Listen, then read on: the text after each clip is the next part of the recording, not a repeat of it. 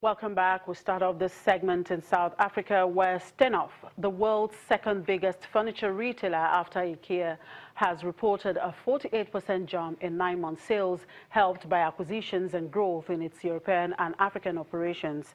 The firm is seeking to drum up investor support for spinning off its African operations, a plan that was dealt a blow last week after reports that German prosecutors were investigating CEO Markus Josti and other senior managers for suspected accounting fraud.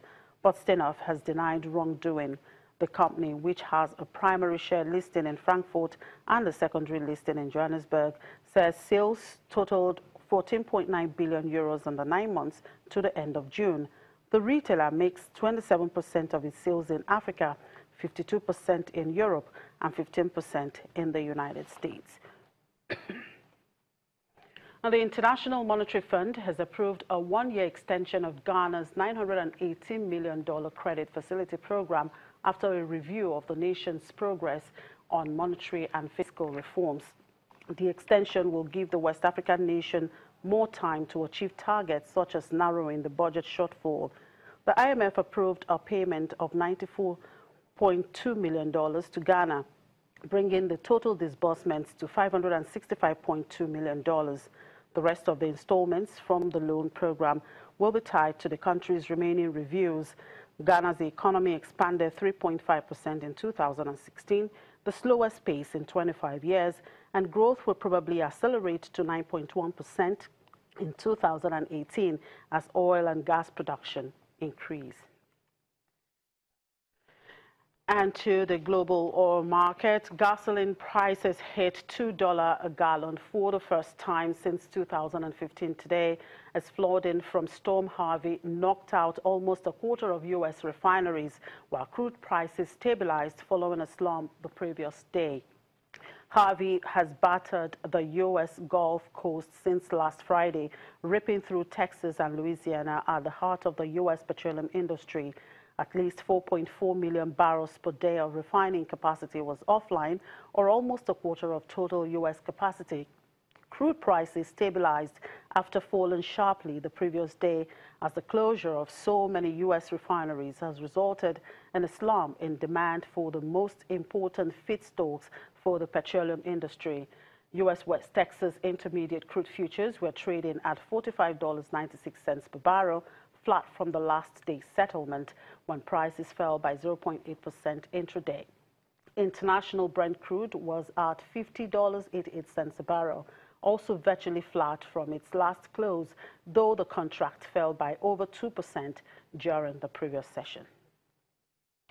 And for more on this, I'm being joined by a research analyst at financial derivatives company, Bolanle Olutosin. Good afternoon, Bolanle. Thank you very much for joining us. Good afternoon. Thanks for having me. Right, we've seen oil price down to $50 per barrel despite a massive drawdown in U.S. refining activities. What are the reasons for this? Okay, so like you said, the impact of the storm is still there.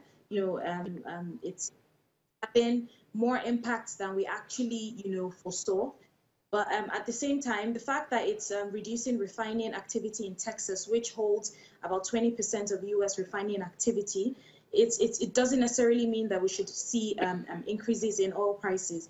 And this is due to the fact that U.S. crude stockpiles are still very high. And once they're high, it obviously triggers that the global supply glut is still high. So the fact that the refining activity has declined does not necessarily mean that, the global supply glut has actually been reduced. Now, how long do you think the effect of the tropical storm Harvey in Texas will linger? Now, we've seen gasoline prices hitting $2 a gallon. Well, we do expect that the impact of this will linger for a week or two. And this is just due to the fact that the storm has actually, or the floods have actually lasted longer than most analysts expected. And it's actually causing more damage on the refining capacity of Texas, especially. And we do expect that if this flood carries on for longer, then we should see more negative impact on refining activity within the US. But at the same time, the US is a country that, finds itself, coming back from such disasters. But at the same time, I think refining activity in other aspects or other parts of the US would increase as a result. Now, looking back here in Nigeria, we've seen oil production up to 1.75 million barrels per day. What does this mean for Nigeria and, of course, the global oil market? It's great news that, the oil production in Nigeria has actually increased. We haven't seen any militant attacks in recent times, apart from, shutdowns of our pipelines for maintenance and all that.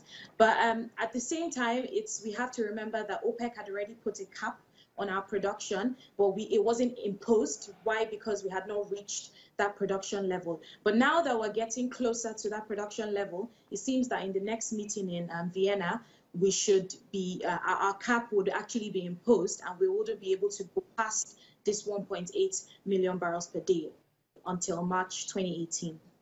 Well, Bolande, just before I let you go, I'm sure you folks at the FDC are looking forward to the long holidays. So tell me, how has the festivity been, impacted on commodity prices so far?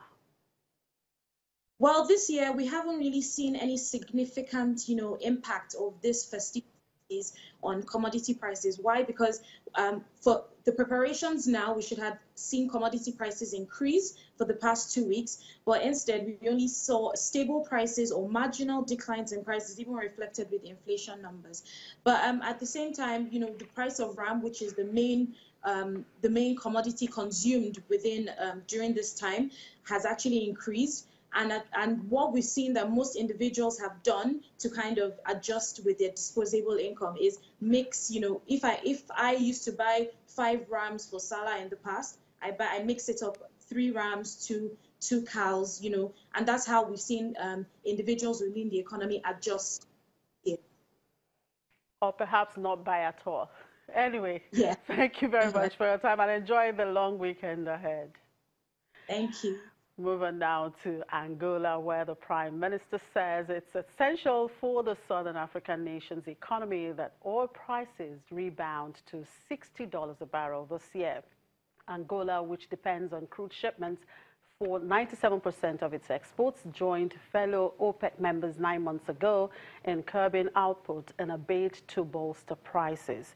President-elect João Lourenço, who takes over next month as the 38-year rule of José Eduardo dos Santos comes to an end, must revive the economy of Africa's second-largest oil producer, which has stagnated following the slump in crude since mid-2014. The oil minister says it's too soon to say whether the Organization of Petroleum Exporting Countries should extend production cuts beyond next March. And that's a wrap on the program for today. Thank you very much for being part of it. I'm Chimezie Obi Iwago.